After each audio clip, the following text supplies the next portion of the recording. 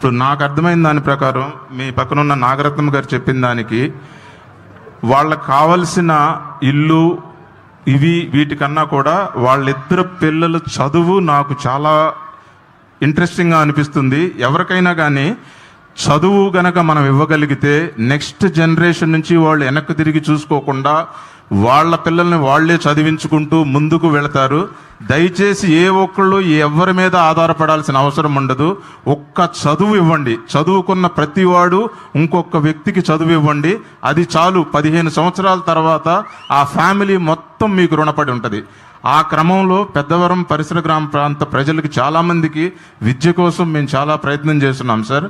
ఆ క్రమంలో మా ఎమ్మెల్యే గారి తోడ్పాటు కూడా చాలా ఉంది మాకు. దీనికి కొనసాగింపుగా ఇప్పుడు నాగరత్నం గారు అడిగిన దాంట్లో ఆయనకు ఒక ఆటో కావాలని అడిగారు. ఆటో కాదు సార్, ఆటోతో పాటు మా ఫ్యాక్టరీలోనే బిజినెస్ చేసుకుని ఒక ఎంటర్ప్రినర్గా తయారయ్యే అవకాశాన్ని కూడా నేను ఇస్తాను.